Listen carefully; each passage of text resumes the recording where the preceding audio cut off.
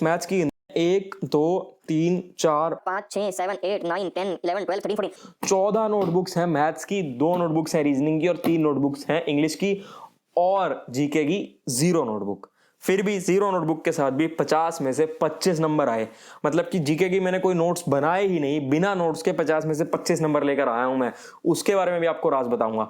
और रीजनिंग में सिर्फ 2 नोटबुक्स बनाकर लगभग 50 मार्क्स लेके आया हूं। इंग्लिश में एक नोटबुक से 190 नंबर लाया हूं 200 में से। इन 4 में पूरी मैथ्स खत्म है। मैथ्स में मेरे पूरे थे 50 में से 50। किसी भी सब्जेक्ट की आपको 2 या 3 से ज्यादा किताब मिलेंगी ही नहीं। मैं आपको अभी दिखाऊंगा सारी, आपको अपने नोट्स दिखाऊंगा, अपनी बुक लिस्ट दिखाऊंगा। सबसे जरूरी यहाँ इधर पड़ी है मेरी सारी बुक, अपनी पर्सनल बुक लिस्ट दिखाऊंगा। हालत देखोगे ना, ओ भाई साहब ये देखो, गत्तों तक पे लिख रखा है मैंने 10 बार 20 बार 50 बार। ये बहुत जरूरी है। ये बिल्कुल पतले से नोट्स हैं, पतले से रजिस्टर हैं, लेकिन ये बहुत जरूरी है। भाई साहब रिलैक्स हो गया, जीके का नाम दो। सभी व्यूअर्स को मेरा नमस्कार।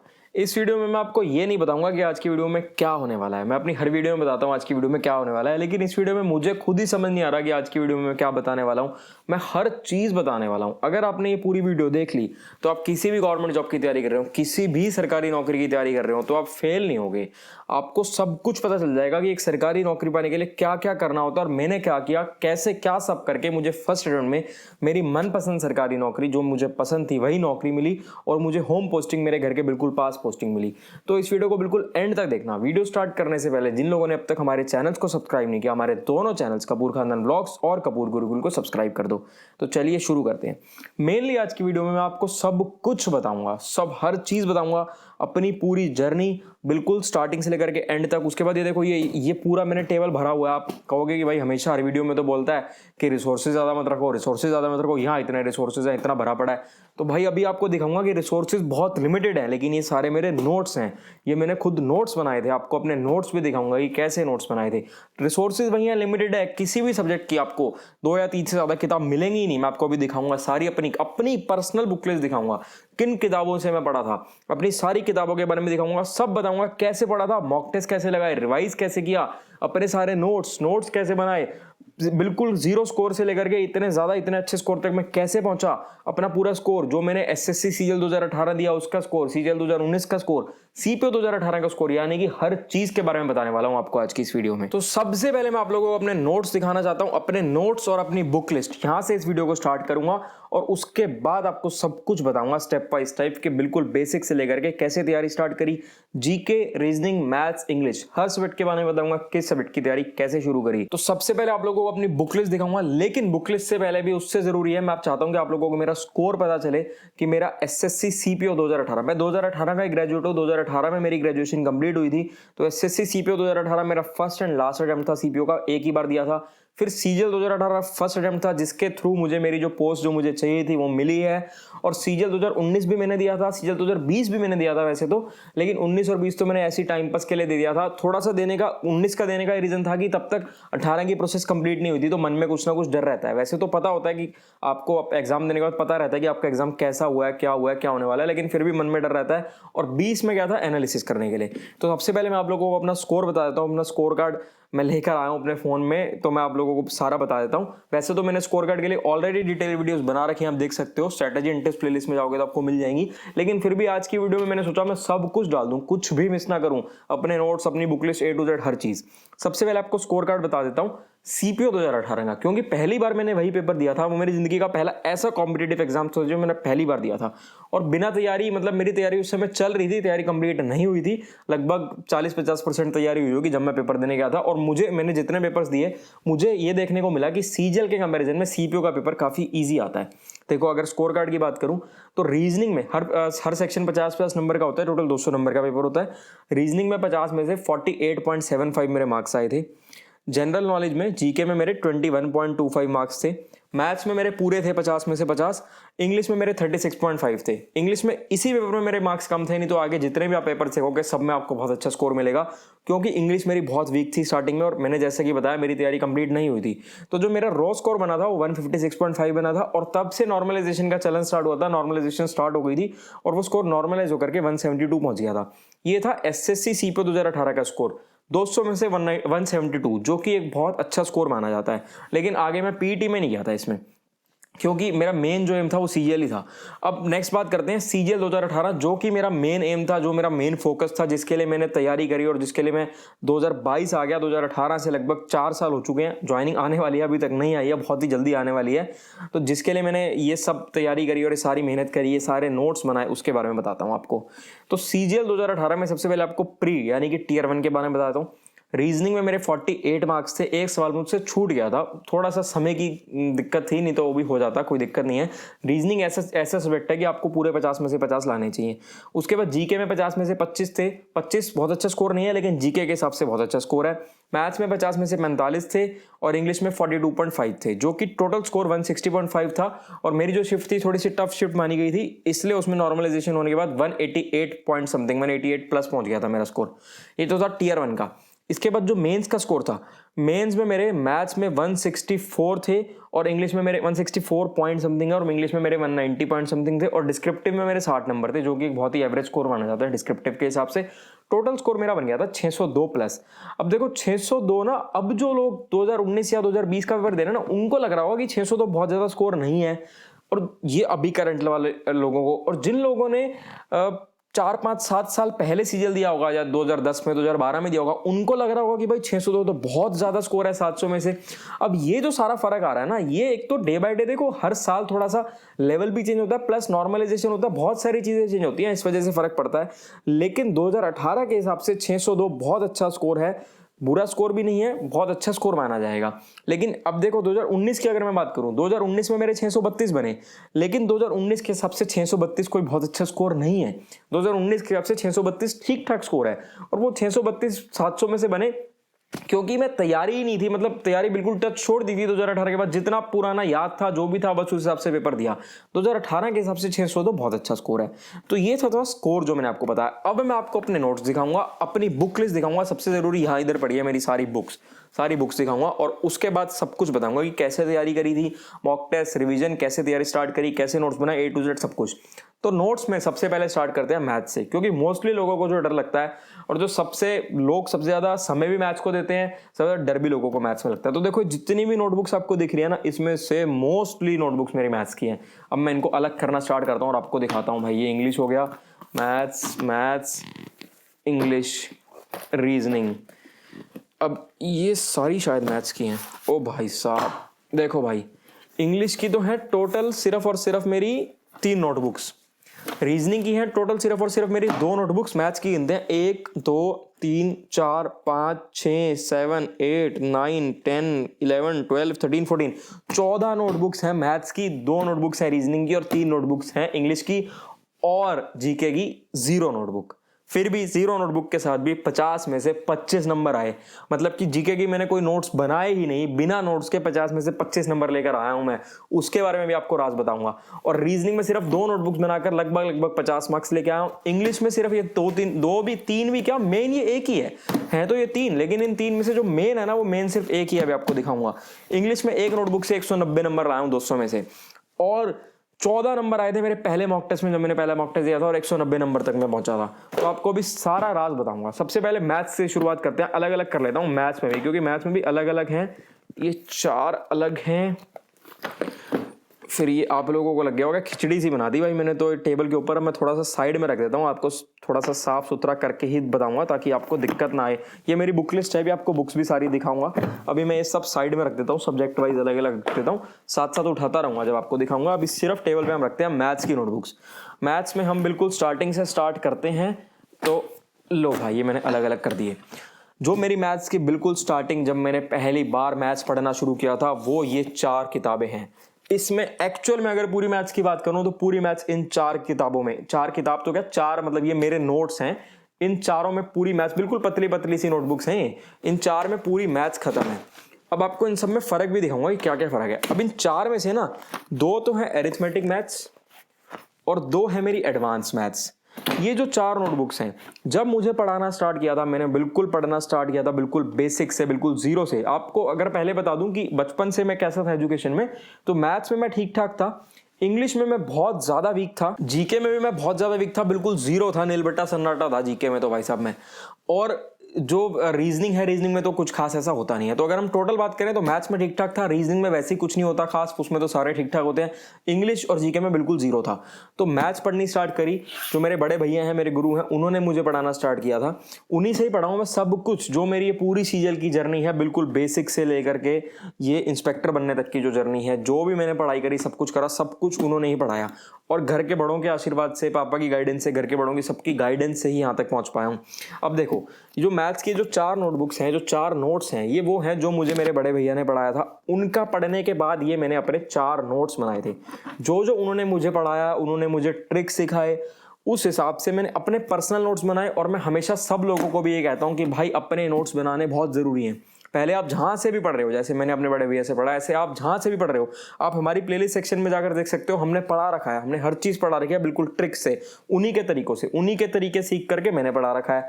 मतलब मेन तो उन्हीं के तरीके हैं, बस पढ़ाया मैंने इन वीडियोज़ में।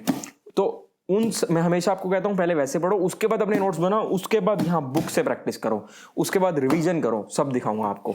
तो ये तो हो गई भाई मेरी वो वाली सारे नोट्स जो उन्होंने मुझे पढ़ाया था और मैंने नोट्स बनाए। 2 एरिथमेटिक, 2 एडवांस। अब ऐसे ही ये 4 और हैं, इसमें भी 2 एरिथमेटिक, 2 एडवांस है।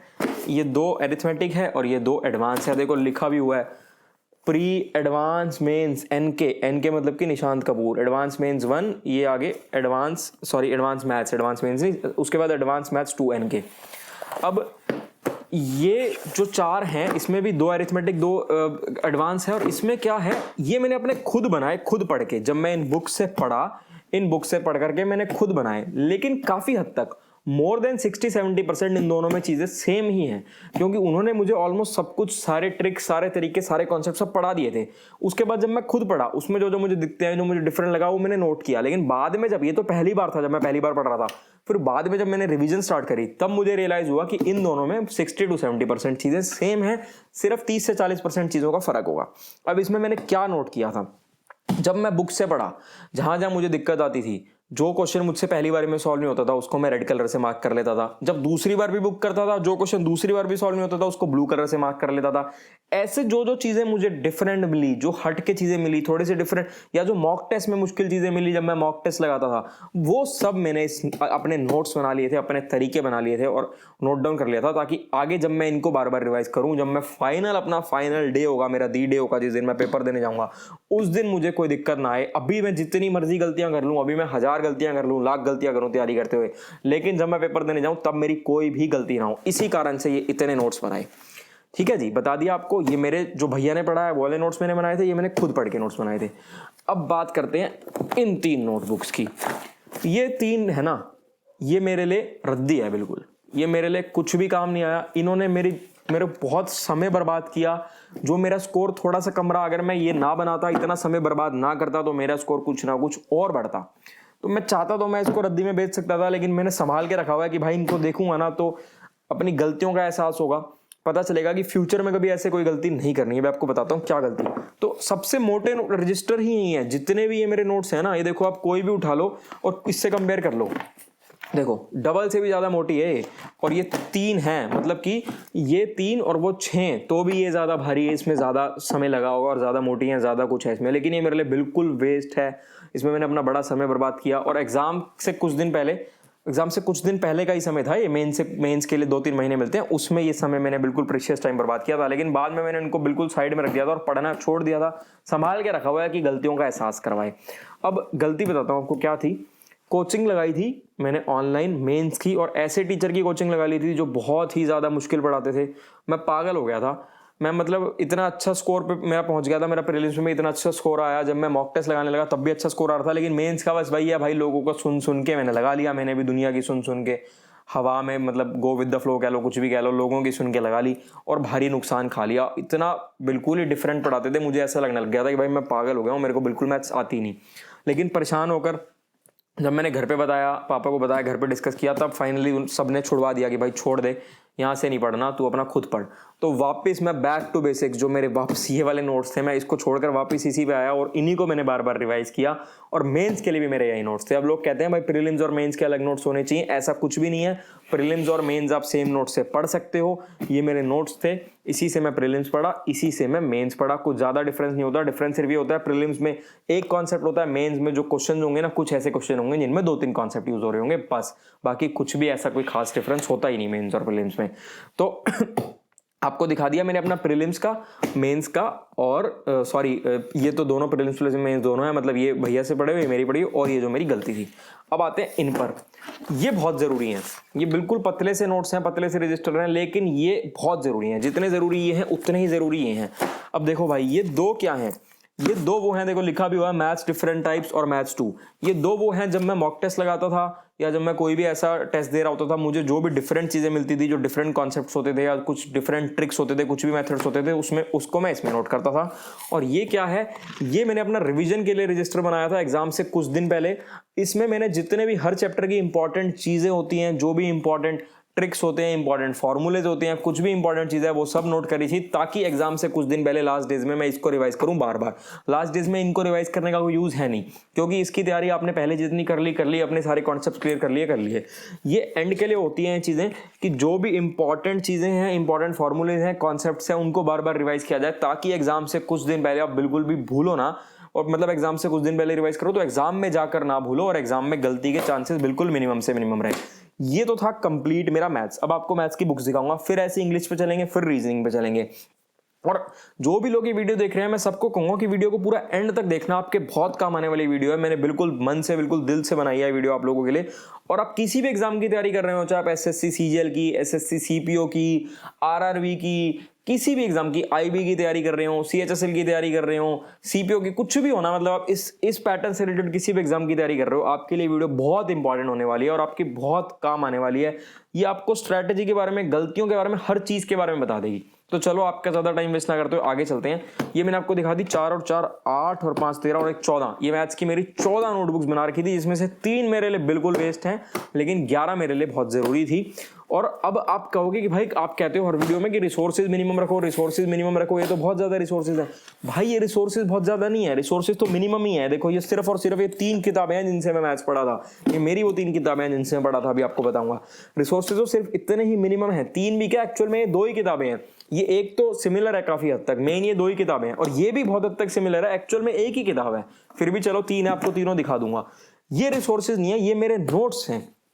इन्हीं किताबों से निकले हुए नोट्स हैं, जो मैंने मॉक टेस्ट दिए उनसे निकले हुए नोट्स हैं, जितना भी मैंने रिवाइज किया उन सबसे निकले हुए मेरे नोट्स हैं। एक्चुअल मेरे रिसोर्सेज ये हैं। तो चलो भाई, अब आपको अपने ये वाले अपनी बुक लिस्ट दिखाता हूँ। अब स्टार्ट करते हैं बुक लिस्ट। तो बुक लिस्ट में कुछ ऐसा है नहीं, मैंने पहले भी बता ही रखा है आपको, ऑलमोस्ट अपनी हर वीडियो में बता रखा है। तो ये देखो, ये एसएससी की मैथ्स आती है किरण, ये प्रीवियस ईयर है चैप्टर वाइज। एसएससी किरण प्रीवियस ईयर चैप्टर वाइज है। इससे मैं पढ़ा था मैथ्स सबसे पहले भैया से पढ़ा, भैया से पढ़ने के बाद अपने नोट्स बनाए, नोट्स के बाद यहाँ पे आया। इससे मैंने पूरा मतलब जितना भी मैथ्स था सारा कंप्लीट किया, और उसके साथ साथ ये किया। सबसे पहले क्या किया, जैसे सबसे पहले मैथ्स में परसेंटेज चैप्टर किया, परसेंटेज वहाँ नोट्स बनाए, नोट्स पढ़ा, यहाँ से परसेंटेज किया, फिर यहाँ से परसेंटेज किया। ये क्विकर मैथ्स है एमटारा की, ये भी बहुत अच्छी बुक है, इसमें बहुत अच्छे अच्छे ट्रिक्स हैं और बहुत मतलब अच्छी हेल्पफुल बुक लगी मुझे। तो आप लोग भी अगर देखना चाहो देख लेना, मैं लिंक में जितनी भी आपको अपनी सारी बुक लिस्ट दिखाऊंगा, सबका लिंक मैं डिस्क्रिप्शन में डाल दूंगा, आप लोग देख सकते हो अगर देखना चाहो तो ये सबसे पहले वो पढ़ा, भैया से पढ़ा, अपने नोट्स बनाए, इस बुक से पढ़ा, इस बुक से एक चैप्टर पढ़ा, उसके बाद वही चैप्टर इस बुक से पढ़ा, फिर ऐसे ही सेकंड चैप्टर के लिए वही सेम चीज रिपीट करी, बार बार रिपीट करी। ये बुक तो मैंने बहुत बार पढ़ी है, ऐसे तो मतलब मैंने काउंट नहीं किया कितनी बार पढ़ी होगी, लेकिन 5-6 बार तो हो सकता है पढ़ी हो बुक, क्योंकि समय भी काफ़ी था, कोई दिक्कत नहीं थी समय की। हमारा तो देखो ना 2018 से 2022, और हर स्टेप थोड़ा थोड़ा डिले होता गया, तो समय मिलता गया, समय की कोई दिक्कत नहीं थी, और इसीलिए इतनी बार पढ़ा, इसीलिए इतने नोट्स बना पाया।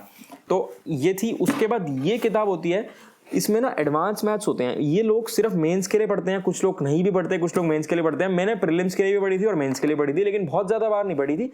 एक बार ही शायद प्रीलिम्स के लिए पढ़ी होगी और एक ही बार शायद मेंस के लिए पढ़ी होगी, बहुत ज्यादा बार नहीं पढ़ी, क्योंकि जो भी इसमें डिफरेंट चीजें मिली, जो भी इंपॉर्टेंट चीजें मिली, उसके मैंने अपने नोट्स बना लिए थे। और इन नोट्स को तो भाई साहब मैंने पता ही नहीं कितनी बार पढ़ा, कोई हिसाब नहीं है कितनी बार पढ़ा था, बार बार पढ़ता रहता था इन नोट्स को। तो ये थी मेरी कंप्लीट मैथ्स की बुक लिस्ट और मैथ्स के नोट्स। अब नेक्स्ट बात करेंगे इंग्लिश की। पहले आपको बुक लिस्ट और नोट्स बनाऊंगा, हो हो सकता है वीडियो थोड़ी सी लंबी हो जाए क्योंकि मैं आपको हर चीज डिटेल में बताना चाह रहा हूँ। समय में ज्यादा वेस्ट नहीं कर रहा, लेकिन जितना भी कम से कम समय में डिटेल में बता सकता हूँ ना, वो आपको डिटेल में बताना चाह रहा हूँ।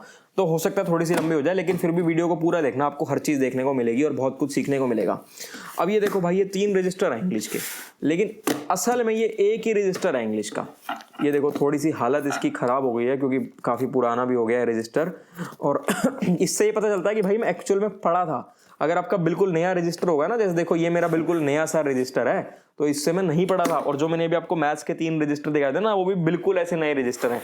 अभी बताऊंगा, इससे नहीं पढ़ा था, इसी से पढ़ा था। मेन हालत देखोगे ना, ओ भाई साहब ये देखो, गत्तों तक पे लिख रखा है मैंने भी बहुत टाइम बाद आज निकाला है रजिस्टर, लेकिन ये देखो गत्तों तक पे मैंने कुछ नहीं छोड़ रखा। यहाँ लिख रखा है, यहाँ लिख रखा है, हर जगह रेड पेन ब्लू पेन सब कुछ लिखा हुआ। और हालत थोड़ी सी खराब हुई पड़े, चिपके पड़े हैं, पेज कैसे हुए पड़े हैं अजीब से। चलो कोई नहीं, बताता हूँ आपको। इस एक रजिस्टर में मेरे इंग्लिश की पूरी ग्रामर, जितने भी इंग्लिश के ग्रामर के चैप्टर्स हैं, उनके सारे रूल्स, सारे ट्रिक्स, सारे तरीके, प्लस मेरी वोकैब, जो ट्रिक से ईशा मैम वोकैब पढ़ाती हैं, वो वाली वोकैब जो ईशा मैम से पढ़ा था। आप जिन लोगों ने नहीं देखी, हमारी प्लेलिस्ट सेक्शन में जाना, वोकैब प्लेलिस्ट में जाकर देखना जरूर, आपको मजा आ जाएगा। वो सब है इसके अंदर। कहोगे आप, ज्यादा लोग कहोगे तो मैं पीडीएफ भी डाल दूंगा अपने टेलीग्राम चैनल पर। तो ये मेरा इंग्लिश का रजिस्टर है। प्रीलिम्स मेंस सब कुछ इससे पढ़ा, बार बार पढ़ा, जितनी मतलब कोई हिसाब नहीं है कितनी बार पढ़ा, 10 बार 20 बार 50 बार भी हो सकता है पढ़ा हूं, ऐसे काउंट नहीं किया, लेकिन बहुत बार पढ़ा। क्योंकि रूल्स हैं उनको मैं बार बार रिवाइज करता रहता था। इंग्लिश में इतना ज्यादा वीक था और मुझे ये था कि उस वीकनेस को ही अपनी स्ट्रेंथ बनाना है, तो इसलिए बार बार पढ़ता था, वोकैब को भी और ग्रामर के रूल्स को भी, सब कुछ। और कोई बड़ी बात नहीं अगर मैंने 50 बार भी पढ़ा उस रजिस्टर को, लेकिन काउंट नहीं किया। अब ये मैंने रजिस्टर बनाया था जब मैंने मेंस की तैयारी स्टार्ट करी थी। मेंस इंग्लिश लिखा हुआ देखो इस पे, मेंस इंग्लिश 1, ये सोच के बनाया था कि क्या पता सेकंड रजिस्टर बने, लेकिन ये एक ही पूरा नहीं भर पाया। तो जब मैंने मेंस की तैयारी स्टार्ट करी, मुझे ये देखने को मिला कि यार प्रीलिम्स और मेंस में तो कुछ फर्क है ही नहीं, तो सब कुछ तो इसमें मेरा ऑलरेडी कवर्ड है, तो इसमें मैं क्यों कुछ बनाऊं, क्यों अपना समय बर्बाद करूं। तो इसमें मैंने जो कुछ भी लिखा वो मैं पढ़ा नहीं। देखो आपको देखने को मिलेगा मेरा आधे ज्यादा रजिस्टर ना खाली ही है ये वाला। तो बनाए थे नोट्स स्टार्टिंग में, लेकिन फिर छोड़ दिए थे और फिर पढ़ा नहीं था। इसको मैं टाइम वेस्ट नहीं कहूंगा, क्योंकि तो मैंने खुद ही बनाए थे नोट्स और खुद रियलाइज किया कि भाई सेम चीज है। तो सिर्फ यही थे। अब ये जो एक पतली सी नोटबुक है, इसमें डिस्क्रिप्टिव का है, ये पूरी भरी हुई है। इसमें स्टार्टिंग से मेरे बिल्कुल स्टार्ट हो जाएगा डिस्क्रिप्टिव का, और इसमें सब कुछ डिस्क्रिप्टिव की जो मैंने प्रैक्टिस करी थी, जो जो मुझे इंपॉर्टेंट टॉपिक्स मिले थे वो सब मैंने इसमें लिखे थे, ताकि डिस्क्रिप्टिव में भी चूक ना हो जाए। देखो हर स्टेप इंपॉर्टेंट होता है, आप किसी भी स्टेप को कम इंपॉर्टेंस या किसी को भी ज्यादा इंपॉर्टेंस नहीं दे सकते। आपको हर स्टेप को इक्वल इंपॉर्टेंस देनी है और हर स्टेप पर आपको कदम फूक फूक कर रखना है, ताकि आपको कहीं पर भी कोई भी गलती का चांस रह ही ना जाए। अब बुक लिस्ट की अगर बात करूं, तो जो इंग्लिश की ग्रामर के लिए जो मैंने बुक पढ़ी थी, वो बुक फिलहाल मेरे पास नहीं है, क्योंकि वो बुक किसी को चाहिए थी, उनको मैंने दे दी थी अपनी बुक, और अब वो तैयारी कर रहे हैं। और एक्चुअल में मेरे कोई बहुत ज्यादा काम की है भी नहीं, उनके काम आ रही है तो वो पढ़ रहे हैं, बहुत अच्छी बात है। मैंने वापस भी नहीं मांगी, वो पढ़ रहे हैं। तो वो मैं बता देता हूं आपको, नीतू सिंह मैम की बुक आती थी उस समय पर, उस बुक का नाम होता था प्रिंस टू पैरामाउंट, अब उस बुक का नाम है वॉल्यूम 1। उस बुक से मैंने ग्रामर पढ़ी थी। अब बात करते हैं इंग्लिश की प्रैक्टिस की, क्योंकि इंग्लिश में प्रैक्टिस भी बहुत इंपॉर्टेंट है। मॉक टेस्ट तो देता ही था, मॉक टेस्ट से तो प्रैक्टिस होती थी। प्रैक्टिस के लिए इन बुक्स को मैंने यूज किया था। एक बुक है मिरर ऑफ कॉमन एरर की, ये काफी हद तक जो नीतू सिंह मैम की बुक है काफी हद तक सेम है बुक, एक आधा चैप्टर का डिफरेंस है, कुछ चीजों का डिफरेंस है, लेकिन 80% हम कह सकते हैं कि सिमिलर सी ही चीजें हैं दोनों बुक्स में। बाकी जो प्रैक्टिस वाले क्वेश्चन है वो भी काफी हद तक सेम है। और उसके बाद जो प्रैक्टिस के लिए 2 बुक्स यूज करी थी, वो ये प्लेटफॉर्म की आती है, वॉल्यूम 1 और वॉल्यूम 2, ये दोनों मैंने यूज करी थी। प्रैक्टिस इससे करा था मैंने इंग्लिश के लिए, और मतलब वही है कि इसमें सब कुछ ही सारी चीजें थी, और इंग्लिश भी बिल्कुल मैथ्स जैसी है। आप जितनी प्रैक्टिस करो उतना कम है आपकी, जितनी ज्यादा प्रैक्टिस हो सके उतनी ज्यादा आपको प्रैक्टिस करनी है, मॉक टेस्ट लगाने हैं ज्यादा। अब इंग्लिश के बाद हम नेक्स्ट आते हैं रीजनिंग पर। रीजनिंग के मैंने 2 रजिस्टर बनाए थे, रीजनिंग 1 और रीजनिंग 2। देखो लिखा हुआ है इस पे रीजनिंग 1 लिखा हुआ है, इस पे रीजनिंग 2 लिखा हुआ है। इसमें रीजनिंग के जितने भी चैप्टर्स हैं, सबके इंपॉर्टेंट कॉन्सेप्ट्स जो कि मैंने अलग अलग वीडियो से पढ़ा या मैं जैसे भी पढ़ा, कुछ कॉन्सेप्ट्स मैंने अपने बड़े भैया से पढ़े। मेन तो बड़े भैया से मैं मैथ्स और इंग्लिश पढ़ा था। रीजनिंग में कुछ ऐसा बहुत ज्यादा होता नहीं है, तो कुछ कॉन्सेप्ट्स मैंने बड़े भैया से पढ़े, कुछ मैंने खुद रिसर्च करे, जैसे भी करे। तो रीजनिंग में कुछ ऐसा होता नहीं है। 2 रजिस्टर बनाए। बुक लिस्ट की अगर सच्ची बात करूं तो कोई भी बुक एज सच फॉलो नहीं करी। कभी कोई बुक मिल जाती थी, जैसे कोई दोस्त यार पढ़ रहा है, कुछ भी पढ़ रहा है, तो मैं पढ़ लेता था उनकी बुक से क्वेश्चन। मेन रीजनिंग का मॉक टेस्ट पे ही फोकस रखा, जो मेरे नोट्स हैं इन नोट्स पे फोकस रखा, क्योंकि नोट्स पे तो मैंने वीडियो से देख कर बनाया था और इन्हीं पर आप मेरी रीजनिंग प्लेलिस्ट देखना, हमारी प्लेलिस्ट सेक्शन एक बार जाकर देखना जरूर, आपको हर चीज की अलग प्लेलिस्ट मिल जाएगी, मैथ्स के चैप्टर्स, रीजनिंग के चैप्टर्स, इंग्लिश के chapters, vocab, strategy, success story, हर चीज है प्लेलिस्ट सेक्शन में, देखोगे तो सब कुछ मिल जाएगा। तो वो इन्हीं ट्रिक्स से ही मैंने पढ़ा रखा है, जैसे ट्रिक्स से मैं खुद पढ़ा था। मेन ये था कि ट्रिक्स से पढ़ना है रीजनिंग को और मॉक टेस्ट पर ज्यादा फोकस रखना है, ताकि मॉक टेस्ट से ही रीजनिंग होती जाए और ज्यादा समय बर्बाद ना हो। तो ये तो हो गई भाई रीजनिंग, कोई बुक फॉलो कर ही नहीं सच बताऊं तो। अब बात करते हैं जीके की। भाई साहब रिलैक्स हो गया जीके का नाम तो। जीके में ऐसा है कि मुझे कुछ ना आता था, आज भी सच बताऊं कुछ बहुत ज़्यादा नहीं आता मुझे जीके में, मैं पढ़ा ही नहीं यार जीके। एक बुक मैंने ज़रूर ली थी, वो बुक भी फिलहाल मेरे पास नहीं है, क्योंकि वो बुक किसी को चाहिए थी, मैंने उनको दे दी थी, वो पढ़ रहे हैं उस बुक से। किरण की बुक थी एक, वो मैंने नई मंगवाई थी यार, शायद वो पता नहीं कहाँ रखती, वो मैंने नई मंगवाई थी अभी कुछ दिन पहले बुक, हाँ मुझे ध्यान आ गया। अपनी बुक नहीं है लेकिन वो नई बुक जरूर है मेरे पास। किरण की एमसीक्यू वाली बुक आती है जिसमें प्रीवियस ईयर क्वेश्चंस होते हैं, वो मैंने मंगवाई थी, लेकिन बहुत ज़्यादा नहीं पढ़ी थी, कभी बोर हो रहा होता था, कभी मन करता था तो मैं पढ़ लेता था। और जैसे अब देखो मैं रीजनिंग के नाम पर ऐसे रिलैक्स होकर बैठ गया हूँ ना, ऐसे तैयारी के टाइम पे भी मैं रिलैक्स होकर बैठ गया था। लेकिन एक चीज़ मैं करता था कि जैसे मेरे फैमिली में जो भी लोग हैं वो मुझे क्या करते थे कि कुछ टॉपिक्स जो इंपॉर्टेंट उनको लगते थे वो ट्रिक्स से पढ़ाने की कोशिश करते थे। एक बार आप हमारी प्लेलिस्ट देखना जीके की, उसमें हमने 2-3 बहुत ज़्यादा नहीं पढ़ा रखा जीके के बारे में, लिमिटेड सी 2-3 ही वीडियोज़ हैं जीके के ऊपर, लेकिन वो जो 2-3 वीडियोज़ हैं ना, आप देखोगे आपको मज़ा बहुत आएगा। ऐसे पढ़ा था, और ऐसे भी क्या पढ़ा था, मतलब सच बताऊं तो पढ़ा ही नहीं था, बस वो एक बुक जो आपको बताइए किरण की, उससे पढ़ा था। और प्लस मेन चीज़ जो करी थी मैंने जीके के लिए, जिससे मेरा इतना स्कोर इंप्रूव हो पाया, जो पिछले 1 साल के, मतलब जैसे एग्जाम है, एग्जाम से पीछे 6 महीने से 1 साल तक अगर चले जाएं तो करंट अफेयर्स में पढ़ के गया था। और करंट अफेयर्स आजकल के एग्जाम्स में पूछे जाते हैं और वो स्कोरिंग होते हैं, कोई बहुत ज़्यादा समय नहीं लगता। आप अगर पेपर से 15 दिन पहले भी पढ़ना स्टार्ट करोगे तो आप 15 दिन में भी पिछले 1 साल के करंट अफेयर्स कवर कर सकते हो, कोई ऐसी दिक्कत वाली बात होती नहीं है। तो भाई ये थी मेरी कंप्लीट नोट्स और कंप्लीट बुक लिस्ट। अब बात करते हैं कि तैयारी कैसे स्टार्ट करी थी, मॉक टेस्ट कैसे लगाए थे, रिवाइज कैसे करा था, क्या मेरा स्टैंडर्ड था, सब कुछ। तो भाई स्टैंडर्ड तो आपको बता दिया कि मैथ्स में ठीक ठाक थी मेरी हालत, रीजनिंग में कुछ खास होता ही नहीं है, जीके और इंग्लिश में बहुत ज़्यादा बुरी हालत थी। सबसे ज़्यादा डर लगता था इंग्लिश से, और सबसे ज़्यादा स्कोर भी इंग्लिश में ही आया। डरता भी सबसे ज़्यादा इंग्लिश में से था, लेकिन सबसे ज़्यादा स्कोर भी मैं इंग्लिश में ही कर पाया, क्योंकि ज़्यादा से ज़्यादा प्रैक्टिस करी। आप लोगों को भी ये कहूँगा कि जितनी ज़्यादा प्रैक्टिस हो सके उतनी ज़्यादा प्रैक्टिस करो, ज़्यादा समय बर्बाद मत करो। देखो अगर आपका एम ये है ना, तो अब कुछ लोगों को मैं देखता हूं जो 2 साल में, 4 साल में, 5 साल में लगे रहते हैं, 5 साल बाद जाके कर पाते हैं। वो इसलिए कर पाते हैं, उनको 1 साल की जगह 5 साल इसलिए लग जाते हैं क्योंकि उन्होंने अपने पहले अटेम्प्ट में 100% नहीं दिया, अपनी पूरी मेहनत नहीं करी। अगर आप अपने पहले अटेम्प्ट में अपना 100% दे दो, अपनी पूरी मेहनत कर लो, तो हो सकता है आपको 4-5 साल ना लगे, आपका पहले अटेम्प्ट में ही हो जाएगा। और देखो एक अटेम्प्ट में आजकल तो इतना लंबा प्रोसेस हो गया, जैसे आप देख रहे हो एक अटेम्प्ट ही, जैसे अगर 2018 है तो 2022 हो गया, 3-4 साल लग गए यार एक अटेम्प्ट में ज्वाइनिंग आने में। तो आप अपना एम ये रखो और कोशिश करो कि आपको अपने पहले अटेम्प्ट में ही फोड़ना है पेपर को, पहले अटेम्प्ट में ही ज्यादा से ज्यादा स्कोर करना है, अपना 100% दो, बिल्कुल भी घबराओ मत, बिल्कुल प्रेशर में मत आओ, प्रेशर में आकर मत पढ़ो, रिलैक्स होकर पढ़ो, बहुत ज्यादा मुश्किल मत पढ़ो, एक अपने हिसाब से टाइम टेबल बनाओ। बहुत सारे लोग मुझसे मेरा टाइम टेबल पूछते हैं, तो भाई मेरा टाइम टेबल तो ऐसा था, मेरे को रात में पढ़ने में ज्यादा मजा आता था, क्योंकि मैं सुबह बहुत लेट उठता हूँ। आजकल भी मैं सुबह 11-12 बजे उठता हूँ, अब तो ज्वाइनिंग हो जाएगी तो जल्दी उठना पड़ेगा, लेकिन फिलहाल मैं 11-12 बजे उठता हूँ सुबह। रात को मैं लेट तक पढ़ सकता हूँ, चाहे मुझे पूरी रात जगा लो। लेकिन बहुत सारे ऐसे लोग होंगे जो सुबह जल्दी उठते हैं, और मतलब मैं भी ये बहुत सारे लोगों से सुना है कि सुबह उठ के पढ़ने से ज्यादा एफिशिएंसी आती है। भाई मुझे नहीं पता, मैं तो रात को ही पढ़ता था। तो आप लोगों को ये कहूंगा कि आप अपना टाइम टेबल अपने हिसाब से बनाओ। मॉक टेस्ट की अगर बात करें, मॉक टेस्ट जितने ज्यादा दे सको उतने दो, जितने ज्यादा मॉक टेस्ट दोगे ना उतने मॉक टेस्ट कम है। अब कुछ लोग पूछते हैं सर 15 मॉक टेस्ट दे दिए, 20 दे दिए, 50 दे दिए, और दूं क्या, और नहीं दूं क्या? भाई जितने ज्यादा दोगे ना उतने कम है, देते रहो मॉक टेस्ट, ताकि प्रैक्टिस होती रहे आप लोगों की।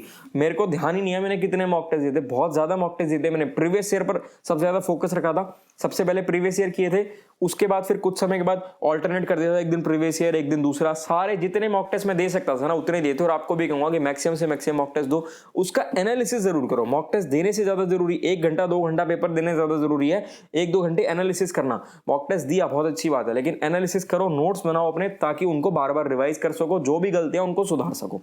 उसके बाद अगर रिवीजन की बात करें, सबसे ज्यादा इंपॉर्टेंट रोल प्ले करती है रिवीजन। सिलेबस कवर करना कोई बहुत बड़ी बात नहीं है। अगर मैं सीजीएल की बात करूं, इन सारे पेपरों में सीएचएसएल, एमटीएस, सीजीएल, सीपीओ सबसे जो मुश्किल माना जाता है सीजीएल ही माना जाता है। सबसे ज्यादा सिलेबस भी सीजीएल का माना जाता है, तो मैं उसी को भी अगर उठा लूं तो अगर सीजीएल का सिलेबस ही कवर करना हो ना तो 4 से 5 महीने में पूरा सिलेबस आराम से कवर हो जाता है, अगर आपको सिर्फ सिलेबस कवर करना है। लेकिन मेन गेम है रिवीजन की। आपने 4-5 महीने में सिलेबस तो खत्म कर लिया, उसको आपको रिवाइज करना है, बार बार पढ़ो, जितनी बार पढ़ सकते हो ना। जैसे मैंने बताया कि मैथ्स के जो मेरे नोट्स थे कोई हिसाब नहीं है, बुक का हिसाब है, बुक 4-5-6 बार पढ़ी होगी, लेकिन नोट्स का कोई हिसाब नहीं है। 20 बार 30 बार 40 बार कितनी बार पढ़े मुझे खुद नहीं पता। इंग्लिश का जो नोट्स है उसका भी कोई हिसाब नहीं है, मैंने हो सकता है 40-50 बार भी पढ़ ली वो नोटबुक, कोई हिसाब नहीं है। इसीलिए वो रिवीजन है, आप लोग भी जितनी ज्यादा रिवीजन करो उतना अच्छा है। और रिवीजन को भी ना थोड़ा सा सिस्टमैटिक वे में करो। एक वीकली रिवीजन का प्लान बनाओ कि हफ्ते में आधा दिन आपको रिवीजन के लिए रखना है जो आप पूरा हफ्ता पढ़े हो। डेली रिवीजन का प्लान बनाओ, रात को 15 मिनट रिवीजन के लिए रखने हैं, जो पूरा दिन पढ़े रात के 15 मिनट में आपको वो रिवीजन करनी है। फिर जो पूरा हफ्ता पढ़े हफ्ते के एंड में आधे दिन में आपको रिवीजन करनी है। फिर जो पूरा महीना पढ़े महीने के 1 दिन में वो पूरी रिवीजन करनी है। ऐसे भी प्लान होना चाहिए आपका रिवीजन का। ये मैं आपको क्यों बता रहा हूं, क्योंकि आप अगर ऐसे रिवाइज करोगे ना तो आप कभी भी पुराना नहीं भूलोगे। नई चीजें पढ़ते रहोगे, नए कॉन्सेप्ट्स माइंड में आते रहेंगे, लेकिन पुराने कॉन्सेप्ट्स ना भूलो, वो भी तो बहुत जरूरी है। तो भाई ये सब चीजें थी। नोट्स हो गए मैंने अपने नोट्स के बारे में बता दिया, मैंने अपनी बुकलिस्ट के बारे में बता दिया, तैयारी के बारे में बता दिया, रिवीजन के बारे में बता दिया, मॉक टेस्ट के बारे में बता दिया। इसको छोड़ करके और कुछ होता नहीं। बाकी हाँ एक और चीज है कि भाई नींद लेना, 6-7 घंटे नींद जरूर लेना, 6-7 घंटे तो मिनिमम नींद चाहिए। और कोशिश करना डेली का आधा 1 घंटा अपने फिजिकल एक्टिविटीज के लिए रिक्रिएशनल अपने निकालो, ताकि आप माइंड आपका फ्रेश हो पाए। एक बहुत अच्छी कहावत है, human mind is like a parachute, it only works when it is open. तो अगर आप फ्रेश फील करोगे, आपका माइंड फ्रेश होगा, तभी आपका माइंड काम करेगा। पेपर से कुछ दिन पहले अपना प्रॉपर साइकिल, जो नींद की साइकिल है, सुधार लेना। और पेपर से 2-3 दिन पहले नींद बहुत अच्छी लेकर जाना। पेपर से 1 रात पहले भी बहुत बढ़िया सोकर जाना। खाने पे थोड़ा अच्छा ध्यान दो, डाइट पे फोकस रखो अपना। जितनी अच्छी डाइट लोगे, अपनी हेल्थ उतनी अच्छी रखोगे, और उतने ही अच्छे तरीके से आपका मेंटल स्टेट भी रहेगी, हेल्थ भी रहेगी, फिजिकल स्टेट भी रहेगी, सब कुछ बढ़िया रहेगा और आप तैयारी कर पाओगे। और लोगों की बातों में मत आओ। दुनिया तो पता नहीं क्या क्या कहती है कि यार इतनी सीट है, उतनी सीट है, ये नहीं कर पाया, फलाना नहीं कर पाया, ये नहीं कर पाया, वो नहीं कर पाया, तू कैसे कर लेगा, इतनी भीड़ है, ये है वो है। भाई मत आओ बातों में। मैं कभी नहीं आया बातों में। मैं आज तक मुखर्जी नगर नहीं गया। मुखर्जी नगर बोलते हैं एसएससी का हब है, हर बच्चा मुखर्जी नगर जाकर पढ़ता है। मैं आज तक नहीं गया। गुड़गांव में रहता हूँ, फिर भी मुखर्जी नगर ज़्यादा दूर नहीं है, लेकिन आज तक कभी नहीं गया। मैंने शक्ल नहीं देखी कि वहाँ कितनी भीड़ है, कितने इंस्टीट्यूट है। अभी तो शायद लॉकडाउन में तो हो सकता है इंस्टीट्यूट खुले, मतलब लॉकडाउन तो नहीं है अभी, लेकिन कोरोना की वजह से जो हालत चल रही है, हो सकता है इंस्टीट्यूट खुले या नहीं खुले, मुझे आइडिया नहीं है। ऑनलाइन नहीं चल रहा आजकल तो सब कुछ, लेकिन फिर भी उस समय ऐसा कुछ नहीं था। उस समय बहुत भीड़ भाड़ रहती थी, फिर भी मैं कभी नहीं गया, क्योंकि मुझे भाई जिस रास्ते जाना ही नहीं, मैं क्यों जाऊँ यार, मैं क्यों देखूं भीड़, मुझे कोई मतलब ही नहीं भीड़ से। मुझे तो एक सीट चाहिए, वो एक सीट मैं ले लूंगा पढ़ के। ये सब आपको सोचना है कि भाई मुझे तो एक सीट चाहिए, मैं मेहनत करूंगा, पढ़ूंगा और एक सीट ले लूंगा। ये कंपटीशन है, कोई स्कूल कॉलेज की तैयारी नहीं है कि इतने परसेंट नंबर चाहिए, उतने परसेंट नंबर चाहिए। कंपटीशन है, और लोगों से आगे निकलना है, और लोगों से आगे निकल करके आपको अपनी सीट पक्की करनी है, अपनी नौकरी चाहिए। तो भाई ये आज की वीडियो में मैंने सब कुछ आपको बता दिया है। आपको वीडियो अच्छी लगी हो तो भाई ज्यादा से ज्यादा लोगों का शेयर करना, हमारे चैनल को सब्सक्राइब करना, वीडियो को लाइक करना, जितने ज्यादा लोगों का शेयर कर सकते हो करो, ताकि सब लोगों की हेल्प हो पाए। और आपको एंड में अगर बता दूं, वैसे तो बहुत सारे लोगों को पता होगा, जिन लोगों को नहीं भी पता कि मेरा सिलेक्शन किस पोस्ट पर हुआ है, तो एसएससी सीजीएल 2018 के थ्रू जो मेरा फर्स्ट अटेम्प्ट था और मेरी फर्स्ट प्रेफरेंस थी GST and customs inspector, GST inspector selection हुआ है मेरा। और जो मेरी फर्स्ट जोन थी, फर्स्ट अटेम्प्ट, फर्स्ट प्रेफरेंस, और जो मेरा फर्स्ट जोन का प्रेफरेंस था दिल्ली जोन, क्योंकि मैं गुड़गांव का रहने वाला हूं, दिल्ली जोन मेरी प्रेफरेंस थी। दिल्ली जोन में दिल्ली प्लस हरियाणा आता है, तो वो जोन और वही पोस्ट मुझे मिली है, और बहुत ही जल्दी मेरी ज्वाइनिंग हो जाएगी। उसके बारे में भी आपको अपडेट दे देंगे। तो भाई कोई भी डाउट हो, कुछ भी पूछना चाहो, हमें कमेंट कर देना। टेलीग्राम, इंस्टाग्राम, सारे लिंक्स आपको हमारे डिस्क्रिप्शन में मिल जाएंगे। ठीक है, फिर मिलेंगे आपसे अगली वीडियो में।